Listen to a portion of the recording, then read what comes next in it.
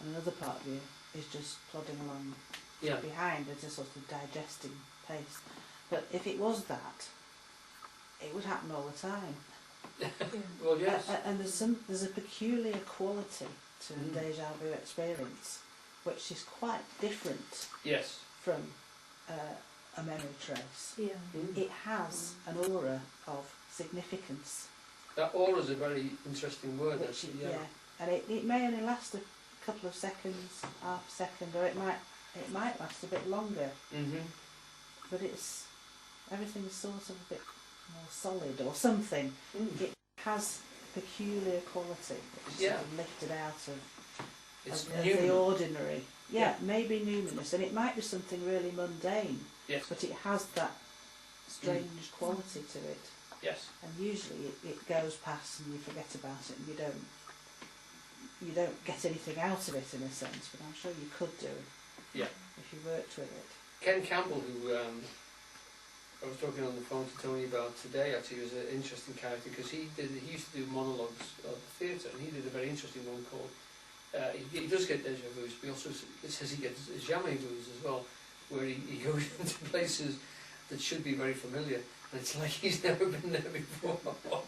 And they also happen, and I've got those, and I had a wonderful one. Well, With a friend of mine, a fellow came up to me and said, "You're Alan Roberts," and I said, "Yeah," and we had a long talk, and he said, "I was at school with you," and I said, "Not me," and he said, "Yeah, you went to St Michael's School," and I said, "I don't remember you at all." He said, "We sat next to each other," and you know, a couple of days later he brings a photo of us both together, sort of arms around each other, and I just couldn't remember him at all.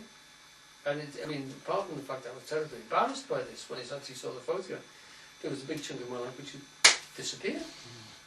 You know. So, yeah, I agree with that. And I also agree with Ken Campbell. There are some things which have been wiped, completely wiped. I've got virtually no record of it at all. And that is quite disturbing too. Not that there's an aura or anything like that, but it's very strange. There's also that wonderful thing that Chesterton described, which is a magical thing. He describes, he's in the Lions Coffee House in London, and he's having a coffee. He's by himself, and he looks up at the window, and it's got Lions Coffee House written on the glass for the people on the outside.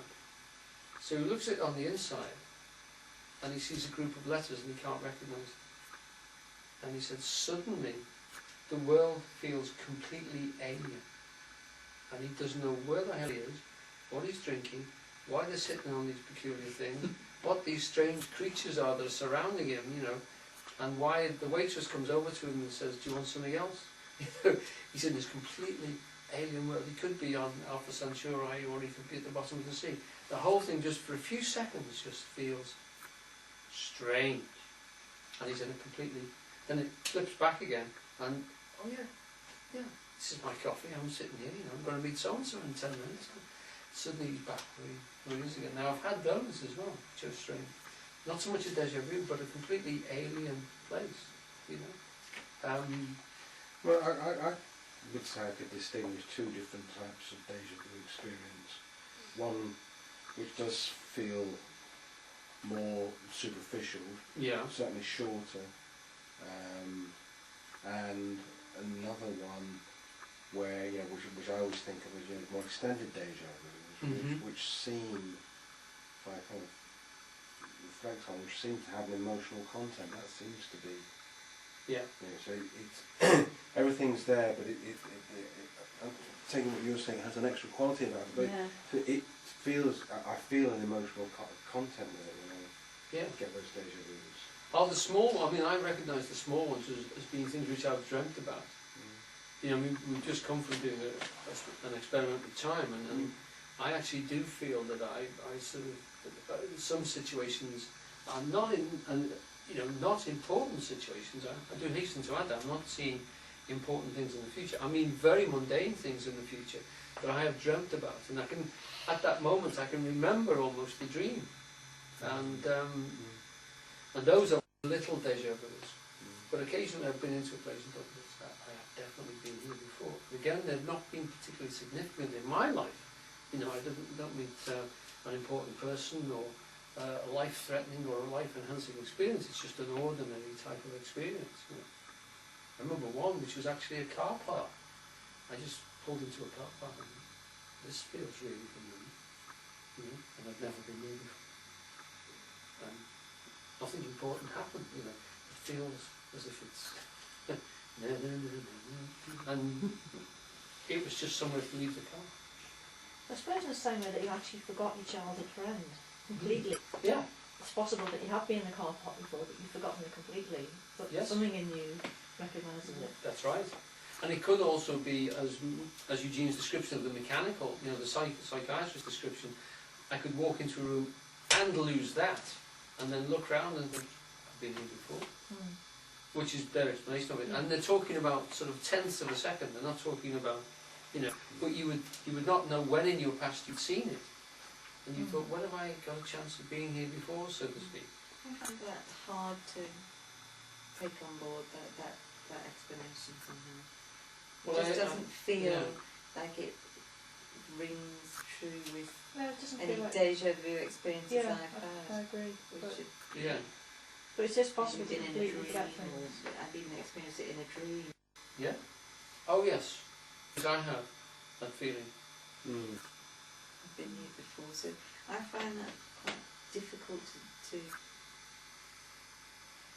agree with somehow, that Yeah. explanation there. Could you be time lapping? You know, sort of like, if you go into a certain state of you, of like daydreaming, you sort of flip into another time and come back. Yeah. Could that be an explanation? Well, that in a sense is Tony's is Tony's explanation, isn't it? And it also leads on to Eugene's other description. I wanted to discuss that first of all, really. He puts down the possibility that is Eugene actually suggesting here that could explain some of the deja vu. That's a purely mechanical one. Isn't Eugene saying actually that's not what happens? I mean, in paragraph 2 there, second line there, so you do not travel into past time that doesn't exist.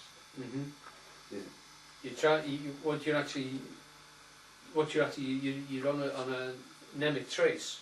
It's a memory recording. Yeah. This is part of the eternal now. You know, if you're thinking of the past, you're thinking of the past now. If you think of the future, you're thinking of the future now. You're not actually travelling anywhere.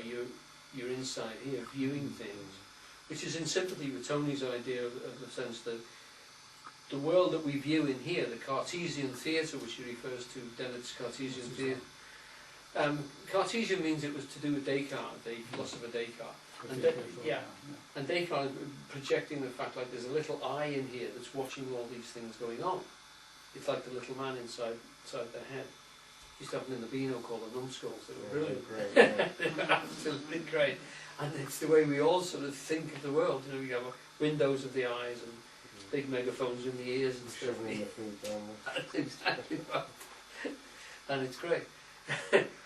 But that sort of Cartesian sort of explanation, although that's the way it feels, doesn't bear up scientifically.